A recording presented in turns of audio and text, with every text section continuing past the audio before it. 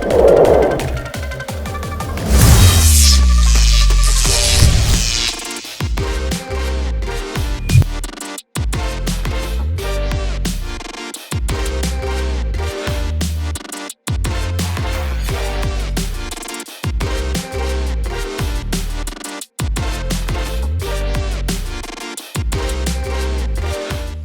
how's it going everyone? Tricky Acid here, and I bring you the Doom-inspired Project Warlock that was originally released for PC, PS4 and Xbox, but now thanks to the lovely people at Super Rare Games, Project Warlock makes its debut on the Nintendo Switch.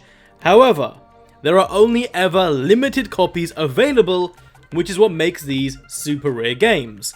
They're an awesome company who work closely with gaming partners all around the world to deliver the best indie titles exclusively for the Nintendo Switch.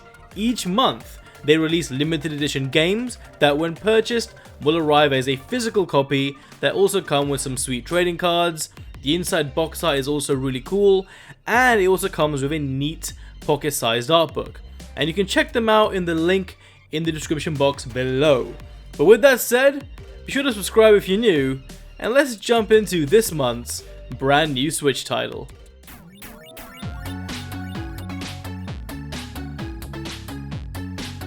Think of Doom, Blood, Painkiller along with the cheesy 80s charisma of Duke Nukem, then you've got yourself Project Warlock, a fast-paced FPS that's been inspired by 90s first-person shooters, and it does a stellar job at turning back the clock and taking you back to the golden age of FPS games. And regardless if you're playing on the big screen with your Switch docked or in handheld mode, it plays great and it's a title that you can get sunk into for hours wherever you go. But I would say if you've got a Pro controller, personally speaking, it made the experience better. I felt it was easier to navigate, also the triggers are superior when switching out between weapons and so forth, and it just felt more comfortable when it comes to an FPS game. But either way, you'll have a great time. With 60 diverse levels filled with blood pumping action, you've got plenty of carnage to tear through with tons of enemies and a bunch of different weapons that each have their own upgrade options, and some even have a secondary fire mode. The gameplay is super addictive. I love blowing up large groups of enemies, the animations are always on point, and just witnessing enemies explode into a shower of pixelated torn flesh just feels so satisfying.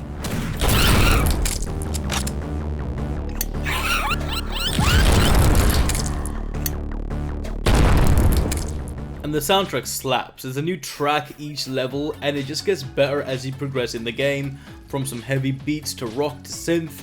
It's a combination of great tunes that just keep you locked and loaded. Boss fights lead you to taking on towering enemies that have multiple forms, and the animations bring everything to life.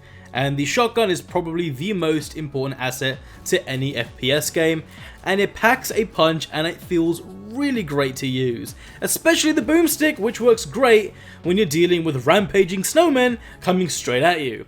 Enemies in this game are far from mundane and have their own unique quirks to them. There's even dismemberment of tearing off limbs on some enemies, and I think it's awesome how the developers introduced some modern mechanics into a retro FPS. Everything hurts in this game. It is a challenging title like Doom, so it's either get good or go home. But to help matters besides your standard FPS mechanics, Project Warlock also features an RPG style progression system where you can earn perk points to level up your character, grab special magic abilities that use mana, as well as upgrading your weapons with new mods, like turning your staff into an ice shotgun, which shatters your enemies into tiny blocks of ice. It's extremely lethal, and then there's also the ability to go full on akimbo and just unleash a shed load of bullets to destroy everything in your path, to showcase that you're the lead farmer and you're bringing everyone to your farm. Double the guns, double the damage. And these are just two upgrades amongst many others that you can get. I also appreciate the weapon wheel, as it comes in very handy to switch out between your arsenal on the fly, and some weapons work better than others depending on the enemy type, so you'll probably be switching out more often than you think as you get deeper in the game. The levels also don't stick to mundane scenery. You'll be in castles, to sewers, to the ice cold climate of Antarctica and more. And it keeps things interesting, and I think the level design is really good, as it's fairly easy to navigate your way around, and the mini-map is a huge help as well. There are no checkpoints, it's just old school gameplay, and if you die, you start at the beginning of that level. Luckily, each level is segmented into small chunks, so you'll never be pushed back too far, but to add to the challenge, at the end of it, the gate to get to the next stage literally attacks you, as it's one final enemy to deal with, so just be careful. Overall, it's a game I think a lot of retro gamers would love to dive into, but as far as 8-bit retro stylized games goes, they have made a huge comeback, especially with indie titles, and there's something so aesthetically pleasing about them, when done right. And Project Warlock is definitely one of them, and I recommend everyone to try it out.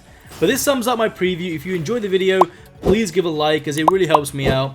Also, sharing the video amongst your friends would be awesome. And also, let me know your thoughts in the comments. But with that said, take it easy, and I'll catch you all next time.